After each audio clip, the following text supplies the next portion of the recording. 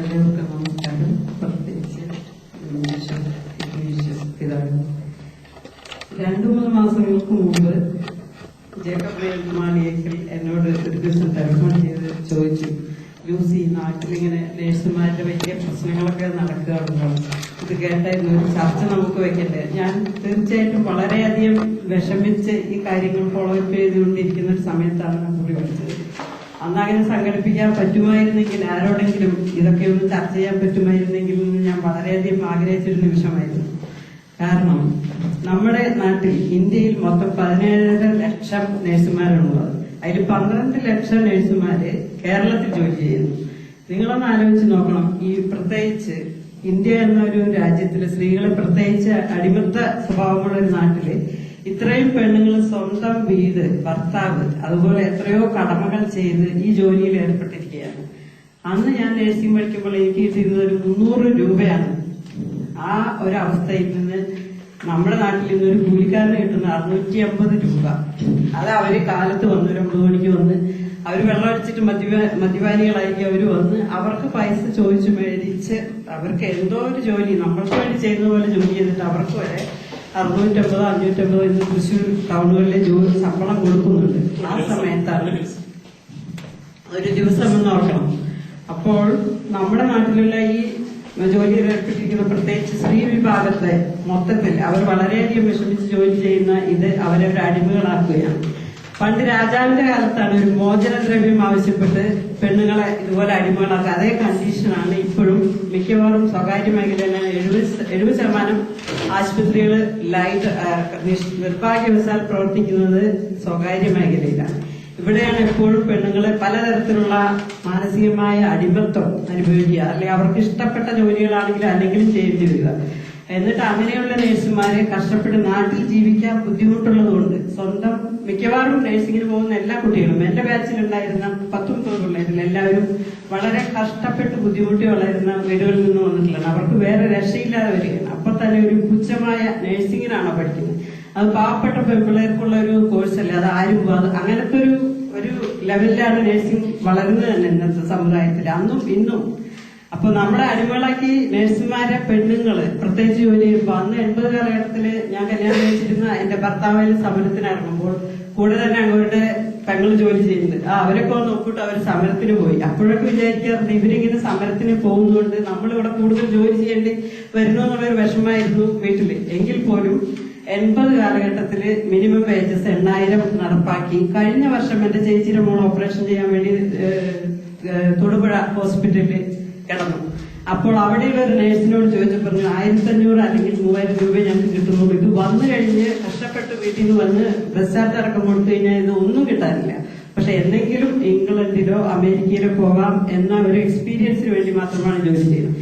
പക്ഷെ ആ സ്വപ്നങ്ങൾ പണ്ടേ നേർന്നിരിക്കുന്ന ഒന്നാണ്. കാരണം ഈ യൂറോപ്പില് മൊത്തമായിട്ടുള്ള ഈ നഴ്സിംഗിന്റെ ആ ഗതി, അത് പ്രൊഫഷണൽ ആണ്. ഇവിടെ തന്നെ ചെയ്യുന്ന മലയാളികൾ വളരെയധികം കഷ്ടപ്പെടുന്നുണ്ട്. കാരണം അതിന്റെ റെക്കോർഡിംഗ് സിസ്റ്റം, വേറൊരു ഭാഷയിൽ ജോലി ചെയ്യണം. നമ്മുടെ കേരളത്തിൽ നിന്ന് വരുന്ന നഴ്സുമാര് മിക്കവാറും ഇംഗ്ലണ്ടിൽ പോവുകയാണെങ്കിൽ തന്നെ അവർക്ക് പഠിക്കാനും അവർക്ക് റെക്കോർഡ് ചെയ്യാനുള്ള ഇംഗ്ലീഷിന്റെ പരിജ്ഞാനം പോലും ഇല്ല. ഞാൻ തന്നെ ഒരു 6 മാസം ഡൽഹിയിൽ ജോലി ചെയ്തിട്ടുണ്ട്.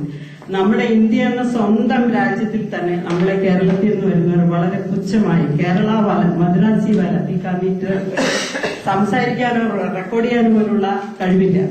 അതുകൊണ്ട് എനിക്ക് ജോലി കിട്ടിയത് ഒരു ഓപ്പറേഷൻ തിയേറ്ററിലാണ്. കാരണം നമ്മുടെ നാട്ടിലെ സിസ്റ്റം അങ്ങനെയാണ്. നഴ്സിംഗ് സ്കൂളിൽ സിസ്റ്റേഴ്സ് തന്നെ ഞങ്ങളെ പഠിപ്പിച്ചിരുന്നത് അവർക്ക് അത്യാവശ്യം ഇംഗ്ലീഷ് സംസാരിക്കാനോ പഠിപ്പിക്കാനുള്ള അർഹതയില്ല. പക്ഷെ എങ്കിലും അവരുടെ ശക്തമായ അവരുടെ ജാതി മത അവരുടെ ഇതുകൊണ്ട് മാത്രം അവരെ നഴ്സിംഗ് ട്യൂട്ടേഴ്സായി വെച്ച് അവർക്ക് ശരിക്കും പഠിപ്പിക്കാനുള്ള എബിലിറ്റി ഇല്ല. അങ്ങനെയുള്ള നഴ്സിംഗ് സ്ഥാപനങ്ങൾ വെച്ചുകൊണ്ട് ആശുപത്രികൾ, ഒരു രോഗിയുടെ ബില്ലിൽ എപ്പോഴും ഉണ്ടാവും 500 രൂപ നഴ്സിംഗ് ഫീ. ഈ പൈസ ഇവർ എന്ത് ചെയ്യുന്നു? ഒരു നഴ്സിനും അവർ കൊടുക്കാൻ തയ്യാറില്ല. എത്രയോ ബില്ലുകളുടെ അത് ആഡ് ചെയ്യുന്നു. അങ്ങനെ നമ്മള് ഡൽഹിയിൽ വരികയാണെങ്കിൽ തന്നെ നമ്മളൊരു പുച്ഛത്തോടെ അവഗണന എന്തുകൊണ്ട് വരുന്നു? കാരണം നാട്ടിൽ 300 രൂപയാണ്. സഹോദരങ്ങളെ നോക്കേണ്ട ചുമതലകളുകൊണ്ട് മാത്രം 3000 രൂപയ്ക്ക് വേണ്ടി കേരളത്തിന് പുറത്തു വന്ന് ജോലി ചെയ്യുന്നു. അതേപോലെ തന്നെ ഇംഗ്ലണ്ടിൽ വരുന്ന നഴ്സുമാരും പണ്ടത്തെ ഒരു സ്വപ്നത്തോടു കൂടിയൊന്നും അല്ല വരുന്നത്. അവർക്ക് അവരുടേതായ പല പ്രശ്നങ്ങളുണ്ട്. അതുകൊണ്ട് ചിലവർ പറയും, ഇപ്പൊ ലേക്ക് ഷോർ പോലെയുള്ള വലിയ വലിയ ആശുപത്രികളിൽ വരണവരെ ഒരു എക്സ്പീരിയൻസ് സർട്ടിഫിക്കറ്റ് മേടിച്ച് അതിനുവേണ്ടി വരുന്നു. അതുകൊണ്ട് ഞങ്ങളുടെ ഒരു ദയ കൊണ്ട് മാത്രം അവർ ജോലി ചെയ്യും. അത് വെറും വ്യാജം. കാരണം ഇവരെ ഉപയോഗിക്കുകയാണ്. കാരണം നിങ്ങൾക്ക് അറിവില്ല പഠിപ്പില്ല എന്ന് പറഞ്ഞ് അവർ 6 മാസം ഒരു ശമ്പളവും കൊടുക്കാതെ ജോലി ചെയ്യുന്ന എത്രയോ നഴ്സസ് ഉണ്ട്. അല്ലെങ്കിൽ വെറുതെ 1000 രൂപ. അതൊക്കെ അവരുടെ ഒരു ഇതാണ്, അവരുടെ ലാഭം, പ്രോഫിറ്റ്. എന്തുകൊണ്ട് ഇതൊക്കെ എത്രയും കെട്ടിടങ്ങൾ താഴ്ച പിന്നെയും പൊട്ടി വളരുന്നു? അവിടെയുള്ള ലാഭങ്ങൾ ഒരാൾക്കും കൊടുക്കുന്നില്ല. എന്റെ അഭിപ്രായത്തിൽ പറയുകയാണെങ്കിൽ 1950 തന്നെ പ്രൊവിഡന്റ് ഫണ്ട് നിശ്ചയിച്ചിട്ടുണ്ടായിരുന്നു. പക്ഷെ ഒരു ആശുപത്രികളിലും അന്നല്ല ഒരിക്കലും അത് അടയ്ക്കാത്ത എത്രയോ ആശുപത്രികളുണ്ട്.